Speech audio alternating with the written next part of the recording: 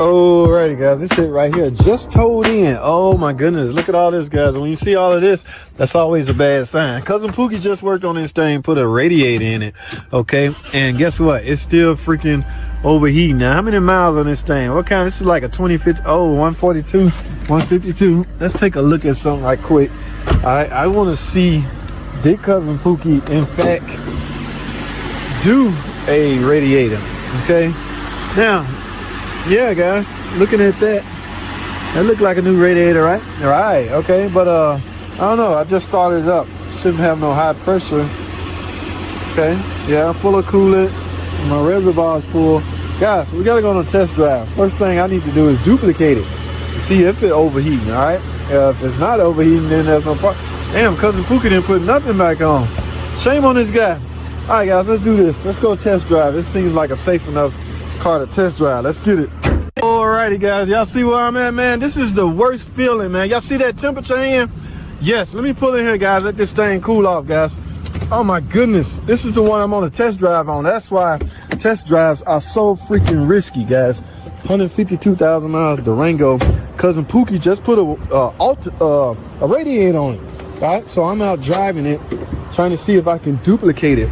Look, he even put the cover back on there. Yeah, it's a brand new radiator, guys. Now, one of two things, guys, because remember, my heat, well, y'all don't remember, but the heat is not as exactly scorching hot like it should be.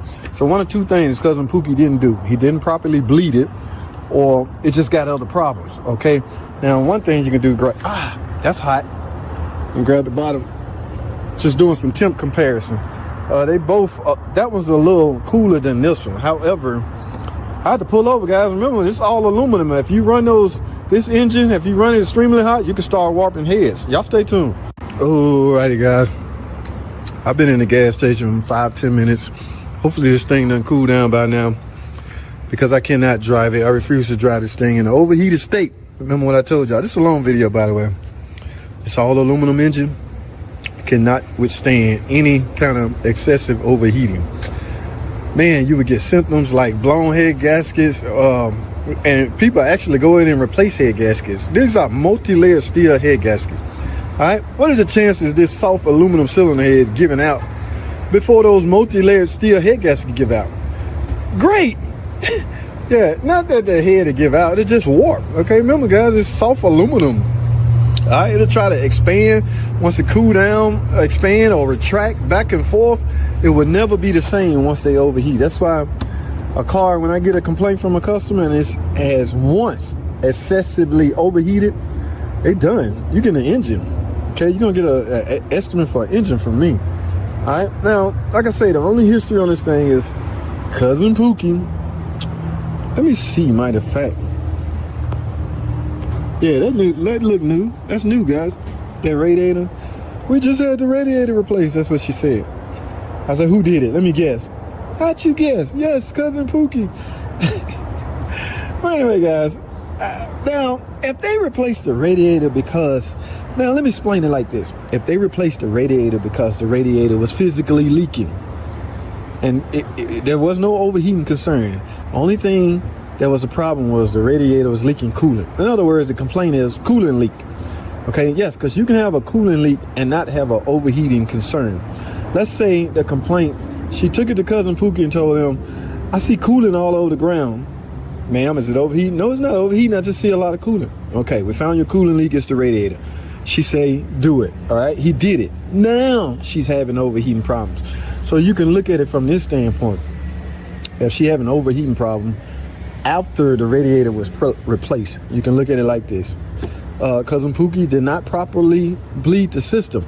This is a 3/6 Pentastar. What's that thermostat? The bleeder screw is on that thermostat. Guys, these are extremely hard to bleed.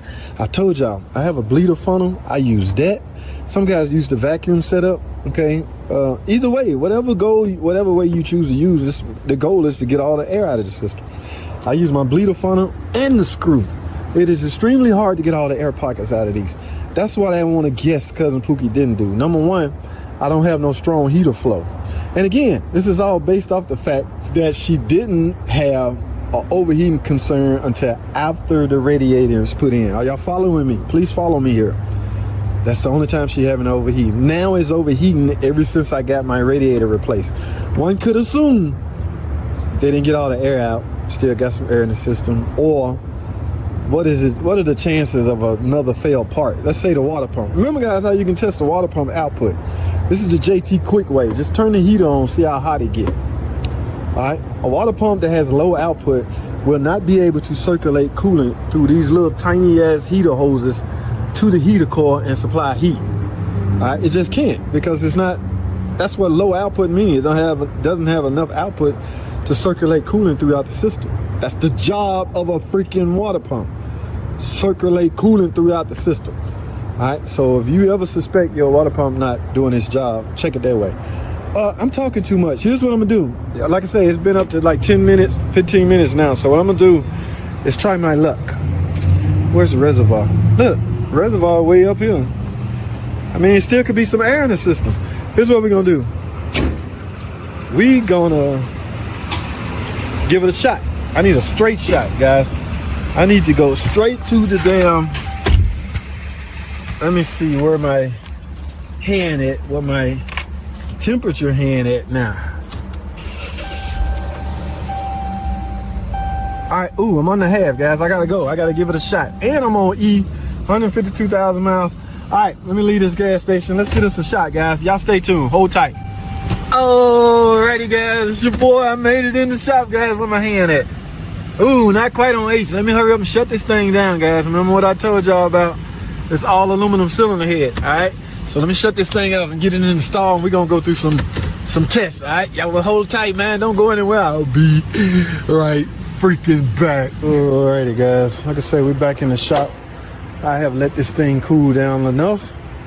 Now, my goal here, make sure there's not a lot of pressure on. There's not a lot of pressure on the hose, which means it's safe to remove this, guys. Never open this up if there's pressure in the system.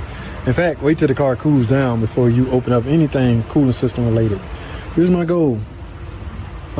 Yeah, look, it drunk all of that coolant that was in here. Guys, I'm suspecting this thing is simply was not properly bled. Okay, too many signs pointing toward that. All right, number one, like I say, the heater is not hot like it should be, meaning there's no coolant flow going through it like it should be, because there's not enough coolant in it because of an air pocket. Remember, air pockets create space, right? Yeah, and that space can take up pressure space that coolant should be in. So here's what I'm gonna do. The same strategy I do on every coolant system repair. I bleed it. All right, everybody bleeding procedure varies and different, guys. The goal is to simply get all the air pockets out. So whatever way you like to do, or whatever way you have put in place, just do it. Okay, that's what I'm thinking happened here. Guy simply did not properly bleed the system. She didn't have this overheating problem until after the radiator was done. All right, so what does that tell you? Right, so let me do this. Let me go get some coolant. Remember, guys, I pull double duty. I use my bleeder funnel as well as the bleeder screw right there. Loosen that. And I want to see, so what I'm gonna do is measure how much go in.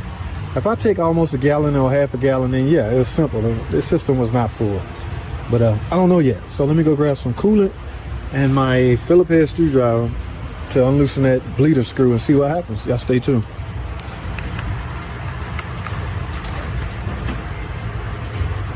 Mopar coolant, guys. Only Mopar, no par parts only. Okay, none of that other coolant.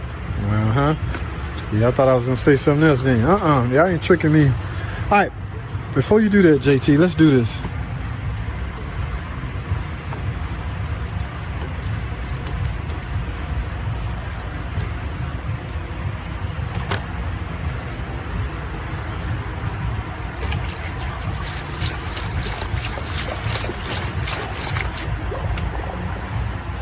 Wow, y'all see that? Guys, this is drinking way too much coolant. Let me look at my, hasn't started coming out yet. Guys, this is chances are, this is a big chance this was my problem. Damn Pookie just didn't bleed the system.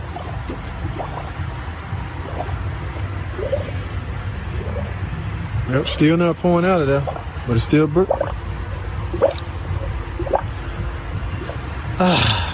feels so much better. And it don't take much, guys. That's the thing. Okay, in some brutal extreme cases, look at that, it's still not it's not coming all out. There's still some air pockets. Okay, now how do we get that remaining air pocket out of there? In some cases, extreme cases, I would start the car up and run it.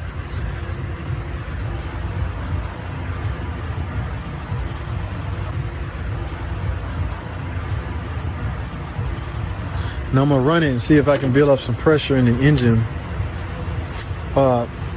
or essentially make the coolant system suck, searching for the remaining coolant, trying to get all the air pocket out. I'm gonna turn the heat on so the coolant can circulate as well. All right, y'all stay tuned, man. I'll be right back. Alrighty, guys. All right, I done ran this car for a good 10 minutes, and I went through what we call a coolant cycle. Coolant cycle is when the fan come on and go off. If the fan come on, that's normal. It have got to the temperature that will require the fan to come on, 230 in some cases. Now, well, you need to panic if the fan go into high mode. Okay, it did not go into high mode. It went to 230, and 2 minutes later, it cut off. That means the cooling system went through its vicious cycle. All right, so that's what I wanted to hear. That lets me know, and my heater is full-blown hot. So that lets me know right there that this thing was just simply had a large air pocket from when the guy replaced the radiator. All right, guys, we're done here. All right, I got to go test drive. I'm gonna clean all this up and go test drive this car and verify my heater is hot, and I just went through a cycle and it didn't overheat. We're good. That's all I have, man. Thanks for freaking watching.